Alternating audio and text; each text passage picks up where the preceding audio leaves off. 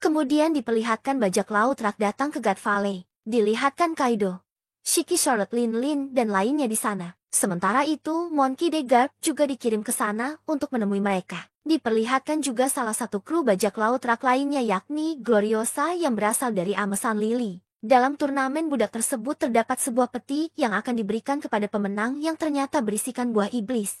Di antara buah iblis yang menjadi hadiah tersebut adalah buah iblis milik Kaido dan juga milik Kuma. Di sisi lain dalam kesempatan kali ini, Kuma dan Ivankov memiliki rencana lain yakni mencuri buah iblis tersebut dan segera menggunakannya untuk melarikan diri. Setelah Ivankov berhasil mencuri peti yang berisi buah iblis, tiba-tiba dirinya diserang oleh Big Mom padahal di dalam peti tersebut berisi buah iblis Wowonomi. Sedangkan buah iblis lainnya yakni Niku Nomi berhasil diambil lebih dulu oleh Kuma dan dia pun memakannya. Di sisi lain diperlihatkan kelompok bajak laut Raja datang ke God Valley. Saat itu, Raja masih mengenakan topi jerami yang sebelumnya sudah diwariskan kepada Shanks. Lalu Shanks mewariskannya kepada Luffy saat ini. Berpindah menuju kerajaan Sorbet yang kemudian menjadi tempat bersembunyi bagi Ivankov, Ginny, dan juga Kuma. Setelah 8 tahun kejadian yang menimpa God Valley, diceritakan di kerajaan Sorbet. Hampir 1 dekade telah berlalu setelah Ivankov dan Ginny bertemu dengan Kuma. Saat ini usia Kuma adalah 17 tahun dan dia telah menjadi seorang pendeta. Karena buah iblisnya Kuma kini mampu menyembuhkan orang sakit dan lanjut usia dari rasa sakit yang mereka rasakan. Sehingga Kuma diberi sebutan dengan tangan ajaib oleh orang-orang desa. Sementara itu, Ginny juga saat ini sudah berusia 21 tahun dan sudah tumbuh menjadi gadis yang sangat cantik dan sangat populer di kalangan pemuda setempat. Di desa tempat mereka tinggal sedang terjadi krisis di mana banyak warga yang mengeluh tentang raja baru mereka yang berhati dingin dan juga pelit. Dia sering memaksa orang lemah dan sakit untuk membayar upeti kepada dirinya. Di sisi lain dilihatkan bagaimana upaya Kuma untuk menyembuhkan orang lain, yaitu dengan mengorbankan dirinya sendiri. Ginny yang melihat hal itu ternyata sedih dan sakit hati karena Kuma jadi pelampiasan rasa sakit orang-orang yang telah dia sembuhkan. Dan ketika Kuma berusia 22 tahun, Ginny secara belak-belakan melamar Kuma.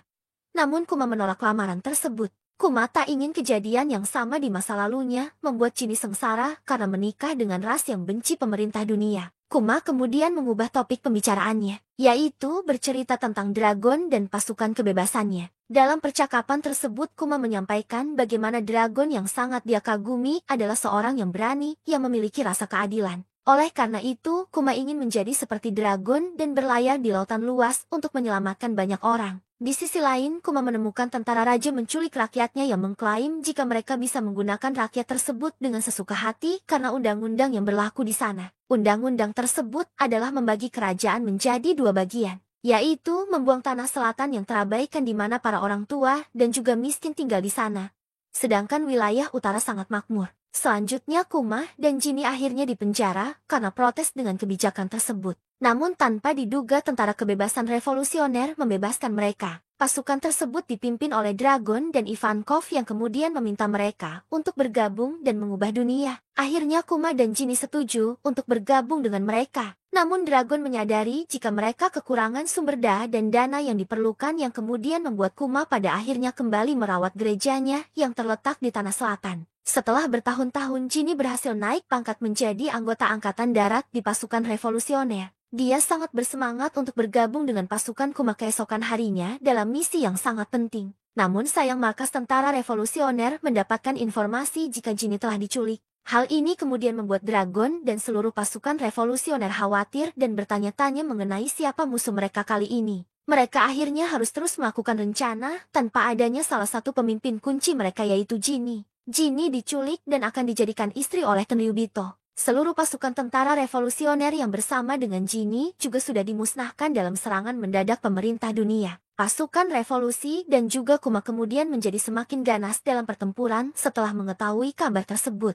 Tentara revolusioner menjemput orang-orang dari kerajaan Gua, dan Kuma juga berteleportasi ke pulau lain untuk membantu para pemberontak. Kuma berhasil mengakhiri pertempuran di pulau itu sendirian. Sedangkan Bonnie adalah anak yang lahir dari Ginny dan Tenryubito. 2 tahun kemudian Ginny terjangkit suatu penyakit yang sangat mematikan yang membuat seluruh tubuhnya akan menjadi biru dan kulit mereka akan menjadi keras seperti batu jika terkena sinar matahari. Ini adalah jenis penyakit yang sangat langka dan sangat mematikan yang lebih parah dari penyakit Amberley Syndrome yang pernah menimpa lo dulu. Karena penyakit tersebut, Ginny akhirnya dilepaskan oleh Tenryubito. Dia lalu kembali ke kerajaan Sorbet dan meninggalkan Bani bersama dengan para tetua yang ada di pulau tersebut. Sebelum sempat bertemu dengan yang lainnya, Jinny kemudian meninggal. Kuma yang menemukan Jinny sudah tak bernyawa, kemudian membaringkan Jinny untuk beristirahat. Setelah itu, Kuma memutuskan untuk merawat dan membesarkan Bonnie dengan bantuan dari para tetua. Tak disangka Bonnie ternyata mengedah penyakit Severska juga yang kemudian membuat Kuma fokus merawat Bonnie dan keluar dari tentara revolusioner. Kuma tinggal bersama dengan Bonnie dalam sebuah gereja. Di sana, Kuma banyak memberikan Bonnie buku-buku tentang berbagai pulau agar Bonnie bisa membacanya. Dia sangat menghindari cahaya alami untuk kesehatan Bonnie agar tidak terjadi hal yang sama seperti Jinny. Namun Kuma harus mengetahui hal yang sangat menyakitkan ketika seorang dokter mengatakan kepadanya jika Bonnie akan mati saat menginjak usia 10 tahun.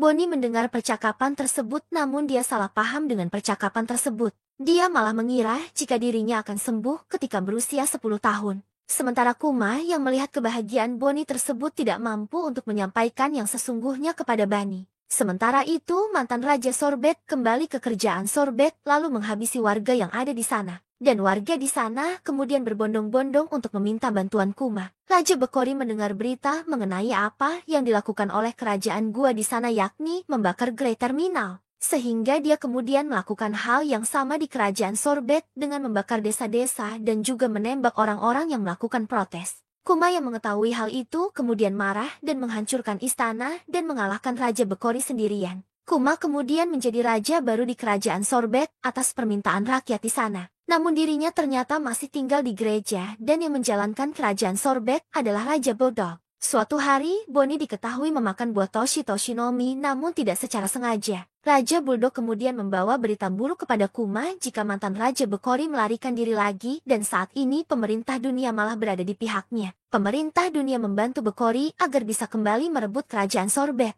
Kuma saat itu berniat untuk menghancurkan Bekori selamanya meskipun setelah itu dirinya tidak bisa lagi berada di kerajaan Sorbet. Setelah berhasil menenggelamkan semua kapal yang membantu Bekori, Kuma kemudian melarikan diri ke laut dan memutuskan untuk menjadi bajak laut. Sehingga membuat dirinya kemudian menjadi buronan dengan harga bounty yang sangat tinggi. Di sisi lain, Bonnie tinggal bersama dengan Connie di kastil kerajaan Sorbet. Dirinya terus mencari obat untuk menyembuhkan penyakit Bonnie. Kemudian Kuma kembali bertemu lagi dengan Dragon yang kala itu Dragon memberitahu Kuma jika Ivankov dan Inazuma sudah ditangkap dan dipenjara. Sementara itu, Kuma kini sudah menjadi Raja Tilan dan menjadi bajak laut. Cerita berlanjut di Kilas Balik Kuma.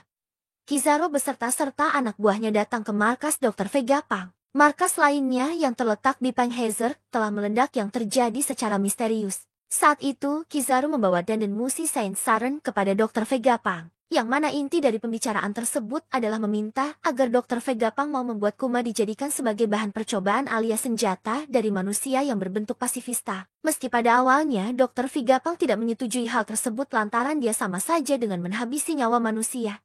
Dan parahnya lagi, hal itu juga akan membuat Kuma menjadi senjata seutuhnya yang tidak memiliki akal serta perasaan. Namun pada akhirnya, Dr. Vegapunk harus melakukan hal tersebut. Karena Saint Saron telah melakukan hal licik yakni menyendera Bonnie sehingga pada akhirnya operasi pun tetap dilanjutkan. Tak hanya itu, Dr. Vegapunk juga melakukan operasi kepada Bonnie untuk menyembuhkan penyakit langkanya yakni Silver Scale. Setelahnya mereka berdua melakukan operasi yang memakan waktu hampir 2 tahun lamanya. Dan setelah 2 tahun itu, Bonnie kemudian dikembalikan ke kerajaan Sorbet, namun tidak bebas.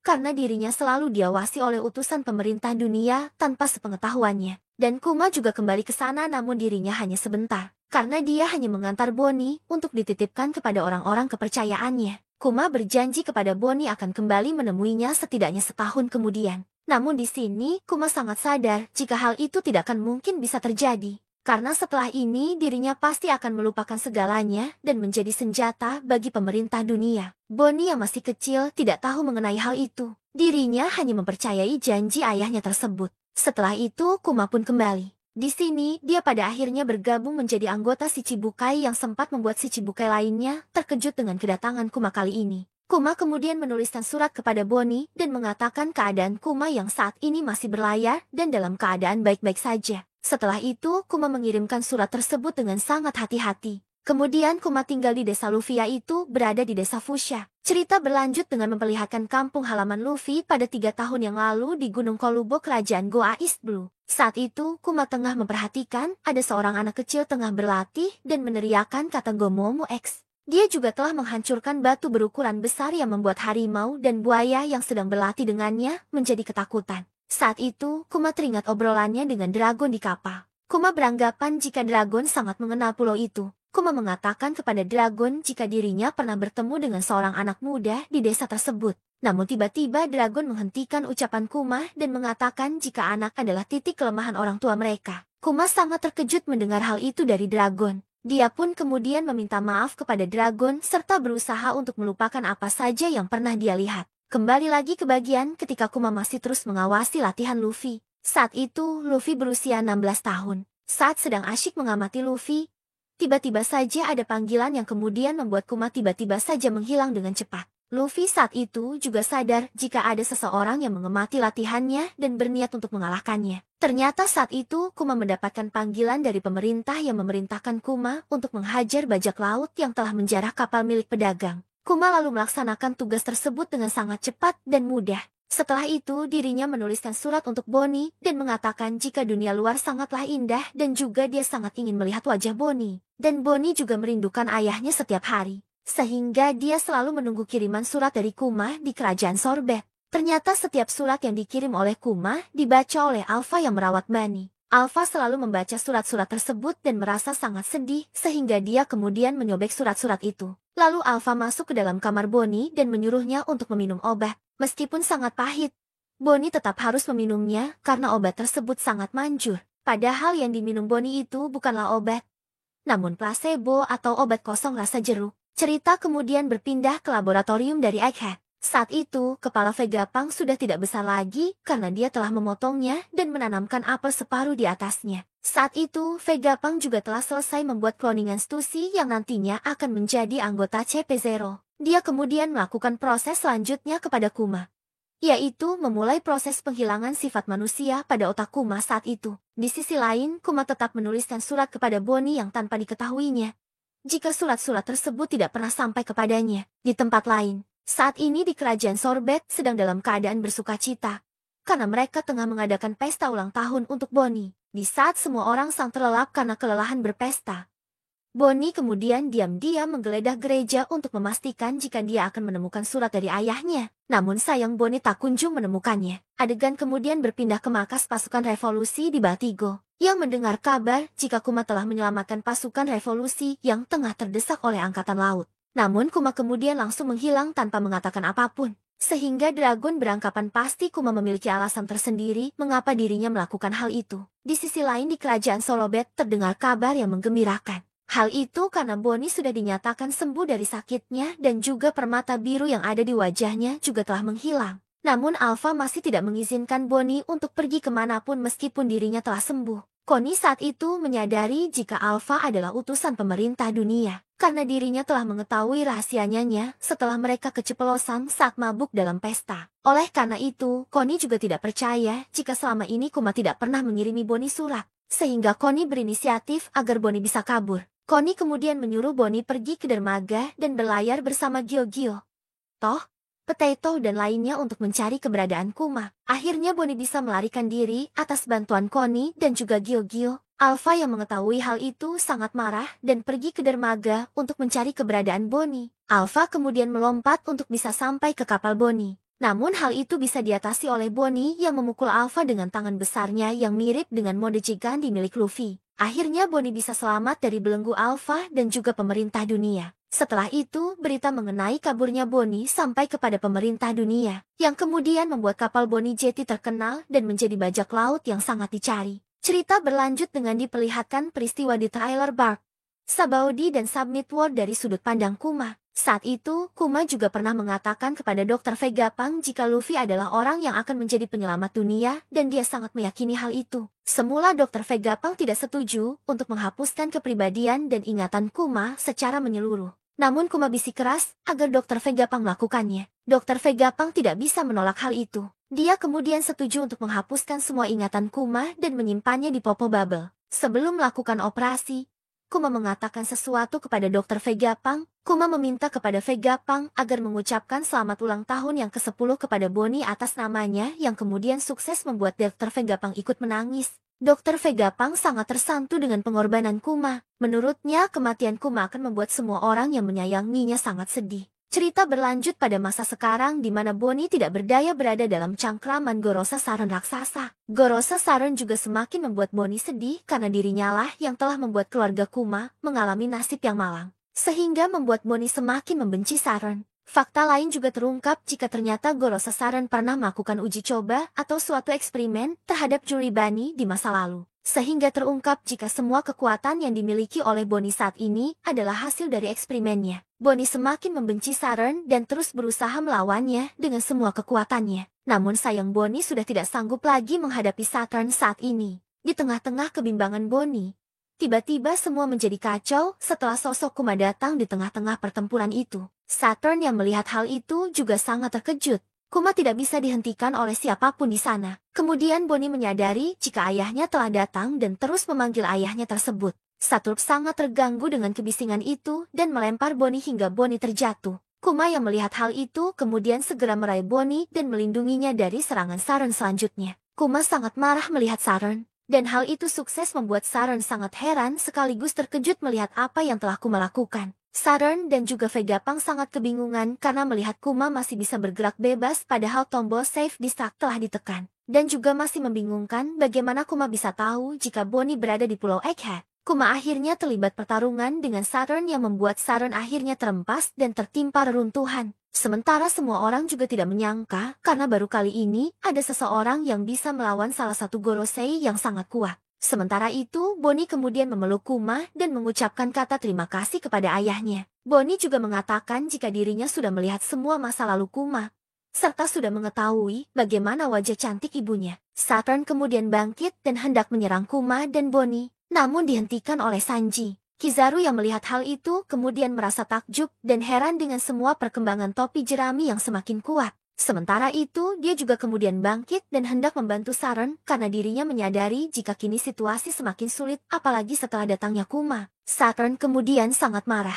Dia kemudian mengatakan jika pulau itu telah mengancam seluruh dunia dan harus segera dihancurkan beserta semua isinya. Saron juga memerintahkan semua armada perang untuk segera membidik dan menghancurkan semua jeti abu atas nama keadilan. Diperlihatkan Saron dengan wajah menakutkan. Saron yang sangat marah dan sangat mengutuk mereka yang telah menjadi pengkhianat, yaitu Kuma dan juga seorang bajak laut yang bisa membangkitkan kekuatan kuno dewa yaitu Luffy. Situasi di Pulau Egghead semakin memanas setelah Saron marah besar dan ingin segera menghancurkan pulau tersebut. Semua orang berhamburan mencoba untuk menyelamatkan diri mereka masing-masing. Saron dan juga Kizaru masih berada di pulau, sementara para pasukan angkatan laut lainnya akan segera melakukan pengaboman. Sementara itu, Vegapunk mencoba bernegosiasi dengan Saron yang terlihat sangat-sangat murka. Vegapunk mengatakan jika Saron tidak harus menghancurkan pulau tersebut. Vegapunk juga mengatakan jika bukannya sudah cukup bagi Saron untuk menghabisi dirinya saja. Vegapunk tidak ingin pulau tersebut hancur,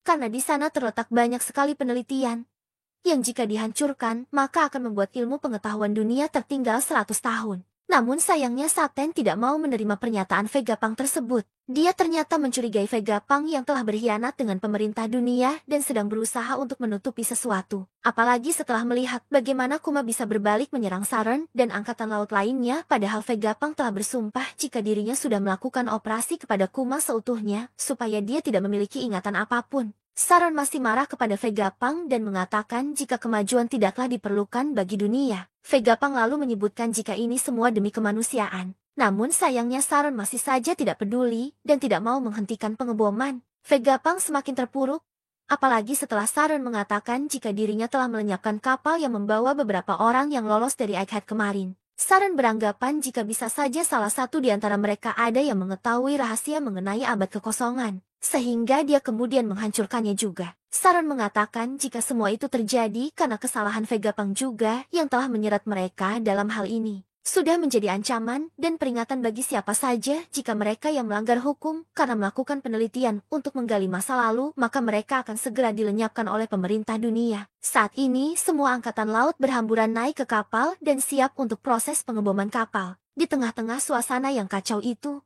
Sanji menyuruh yang lainnya untuk segera menaiki roket vakum dan segera meninggalkan tempat tersebut. Sementara itu, Vegapunk juga masih bersih tegang dengan Saturn dan terus mengelur waktu. Sementara Bonnie menanyakan bagaimana dengan Vegapunk yang kemudian dijawab oleh Sanji jika jangan mengkhawatirkan hal itu. Rombongan dari Atlas dan juga Frankie yang membawa Kuma dan Bonnie pergi menggunakan roket malah gagal karena digagalkan oleh Kizaru dengan menggunakan serangan Emano Marukumo. Oleh karena kejadian itu, Kuma dan Bonnie akhirnya keluar dari lintasan. Saturn yang melihat hal itu kemudian memerintahkan yang lainnya untuk segera menargetkan mereka. Dia juga berteriak dengan sangat kuat seakan mengejek Kuma yang telah bertindak sangat bodoh karena mengorbankan seluruh hidupnya untuk menyelamatkan putrinya tersebut. Vegapunk yang melihat hal itu hanya bisa mengatakan dalam hatinya jika setelah dirinya mendengar jika Bonnie telah menjadi bajak laut. Dia selalu berpikir jika skenario terburuk bisa terjadi. Pasifista tidak akan segan menghabisi nyawa meski Kuma adalah ayahnya. Di sisi lain perangkatan laut lainnya yang tengah menemukan keberadaan Luffy segera bergegas untuk menangkapnya. Luffy nampak sangat kekenyangan dan mengatakan jika dirinya sangat kekenyangan. Lalu memperlihatkan suatu adegan mengerikan di mana marinir melihat jika beberapa kapal mereka hancur oleh sekelompok orang yang tidak dikenal. Belum diketahui siapa sekelompok orang tersebut. Para marinir mengatakan jika mereka akhirnya gagal menangkap kapal yang melarikan diri dan harus segera melaporkannya kepada Kizaru. Ada sebuah kapal yang mencoba mampir ke pulau masa depan dengan menghancurkan beberapa kapal marinir dengan maksud yang belum jelas. Di kapal besar tersebut ada sedikit percakapan yang disampaikan. Itu benar-benar terjadi persis seperti yang kita lihat di koran. Sementara di tempat Luffy berada, saat ini sedang dikepung oleh pasukan angkatan laut di Making Machine yang perutnya besar karena sangat banyak memakan makanan. Para marinir ini kebingungan melihat dia dan ada beberapa yang bilang dia langsung mencerna semua makanan itu. Kita bisa dimakan juga kalau kita terlalu dekat. Jadi dia ternyata bukan manusia. Namun tiba-tiba saja terjadi sebuah ledakan di dekat mereka. Mereka kebingungan. Mereka berkata, awas kalian nanti akan ikut terbakar api juga. Percuma saja kita tak bisa tetap di pulau ini. Ayo semuanya walaupun dia itu adalah Yonko, kita bisa mengikat dia dengan batu laut. Pada saat itu ternyata Luffy sudah merubah dirinya kembali ke bentuk Gear 5 dan mulai tertawa. Kemudian kita kembali lagi keluar pulau. Di sana kapal pemerintahan dunia terus-menerus membombardir pulau secara brutal. Dengan mengatakan sudah selesai untuk Egghead kali ini. Naik semua ke kapal. Kembali masuk ke dalam pulau dengan melihat situasi terkini keberadaan dari Bonnie dan juga Kuma. Saat ini, mereka bersama dengan Atlas dan juga Frankie berada dalam situasi yang sangat berbahaya. Karena mereka sudah terjatuh sebelumnya saat menaiki vakum roket yang jalur kendaraan tersebut dipotong oleh Kizaru sebelumnya. Mereka semua terjatuh dari atas dan yang mengerikannya lagi adalah para pasifista sudah bersiap untuk menargetkan mereka sesuai dengan perintah dari Saturn. Mereka sudah bersiaga untuk menembakkan serangan laser beam ke arah mereka. Saat itu juga Saturn memerintahkan untuk tembak ayah dan putri bodoh itu secara berkeping-keping. Lalu Vegapunk seperti memberi kode dengan berteriak kepada Atlas, mengatakan berikan itu pada Bonnie. Atlas memberikan suatu informasi kepada Bonnie. Yang nyatanya itu adalah informasi terkait dengan dia yang sudah bisa melakukan perintah kepada Pacifista. Karena sebelumnya Vegapunk sudah mengubah otoritas perintah dari Pacifista yang kini menjadi milik Bonnie. Bonnie langsung berteriak dengan memerintah Pacifista, jangan tembak kami ayah. Tolong biarkan kami pergi dari pulau ini. Perintah tersebut langsung didengar pada robot raksasa tersebut. Para marinir kebingungan karena tidak mungkin ada yang bisa mendengar perintah tersebut di tengah-tengah ledakan besar yang terjadi. Kemudian Pasifista langsung bereaksi atas perintah tersebut. Mereka berbalik arah dan malah sekarang menyerang pasukan marinir yang berada di dekatnya. Laser beam itu mengarah ke mereka dan jajaran pasukan marinir beserta dengan 3 buah kapal milik mereka hancur terkena ledakan. Dari sanalah semua pasifista mulai menggila dengan meladakan satu persatu kapal beserta dengan pasukan yang dihancur leburkan.